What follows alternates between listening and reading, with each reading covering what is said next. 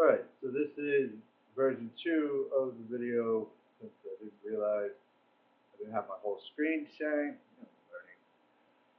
This is the Project CodeFront weather dashboard for Tech Pathways Capstone Project 2025. I'm the programmer and designer, Eric Hunter Pedro. As you can see, this tkinter Python application uses real weather data to live update from weather APIs. I have two weather APIs that it calls. One is weatherapi.com as the primary, and I have a fallback at OpenWeatherMap. OpenWeatherMap also has a backup API key, so there could be a total of 3 API keys. And then for some reason the data still fails, I have mock data and default data, as you can see on the opening screen here, that will load so that the user doesn't see just blank screens or error messages. I have geolocation set up, so it will take my location, load it up, and automatically update right here. You switch from Celsius to Fahrenheit, you refresh the graph to the current data. You have 5-day forecast down here. Also some additional details like the weather quality, the sunset and sunrise. If there was any weather alerts, the weather alerts would fill in right here. And then from the main display, you can go into the additional features. So for the team feature, our team CodeFront chose compare cities. So on a separate repository, we have all our CSV data uploaded from our different applications to share our cities with the team. For usability of my application, I have my application actually fetch that data from that repository and sync it into this application with one button right here. So you see it just synced. And from there, now I have the population of the cities that are available from the team data. You can go in the activity feed. It will tell you that it synced 10 cities. Only 9 of them were unique. That's why when you look right here, you see just the 9 cities, because it's not going to put duplicate entries in here. Then when you select the cities, you can compare them. Once you compare them, it takes a moment to load. So in retrospect, on the version 2 that I'm already working on right now, I'm going to be adding some kind of widget or animation here to let it know that it's collecting the selecting cities, because this little thing right here is very hard for the user to see, and they might assume that the application froze. It did not freeze, it just takes a little longer than I thought it would for these insights to pop up. Now it's comparing the cities. You see it's got Austin and Miami. Gives you a bunch of different stats right here. Gives you the option to export the data as a JSON file for later. And then down here, show insights. You can also share your city. With the share your city, it will add your name and it will sync it into the team collaboration and allow you to add more to the CSV file. The activity feed keeps track of everything that you were doing. And that's the team weather data functions. My favorite feature is the AI-powered weather analysis. I use Gemini AI as my primary LLM for the smart responses. And from here, you can enter 2 cities. It will.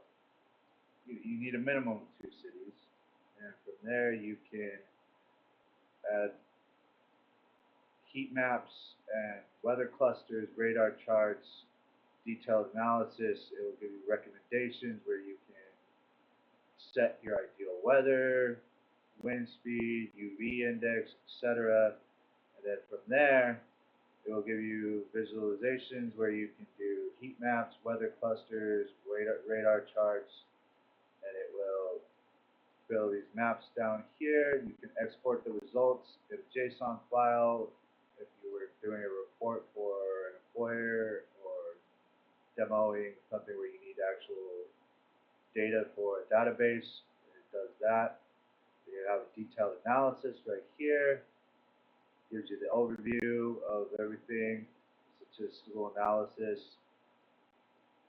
and then the activities are powered also by Gemini AI, where it will give you, based on the weather and on your settings in the analysis, it will give you generated ideas on what to do. Indoor adventures right now is the primary one because the weather is not great, so it's going to tell you to visit a local museum, go to a cafe, indoor rock climbing, etc. because we are not experiencing good weather where I'm at the moment. Maps was the most difficult feature. So Google Maps API traditionally works off of JavaScript web browsers. So I was able to figure out how to bring in the web view with this static view right here into my Python tkinter terminal and give it the functionality over here where it loads the map successfully. If you want a fully working Google Map, as you can see right here, it will take you to the actual JavaScript application that is nested inside of Python so that you can live run your map like you would from any other Google Map, like your phone or your tablet or anything. So there is 100% functionality of the map, even though I was really struggling to get JavaScript to work inside of a Python inside of tkinter, which had a lot of limitations. The challenge actually was probably about the most fun part of this assignment because you get expectations of what you want to do when your imagination starts running wild with these coding projects, and then over time you realize the limitations of the tech stack that you're using. Like tkinter wasn't able to do like the Glassmorphic theme. I spent several weeks trying to get that to work, so I ended up having to compromise with this data themes that I like right here. So when you go into the settings, you can see you can change the different colors. Love how that keeps showing up. So this is a reoccurring error that I have been fighting with because of the Google Maps and JavaScript and everything. So I'm going to have to add more try and accept clauses so that that stops popping up. I thought I had that fixed, but moving on. You can see in the API keys, I do have cryptology to protect the API keys from any screens recording, such as this one. Over here, you can see that it does test the API keys, and it'll tell you they're valid. You can see my Google Maps is expiring soon, which might be part of why I'm getting those repetitive error messages.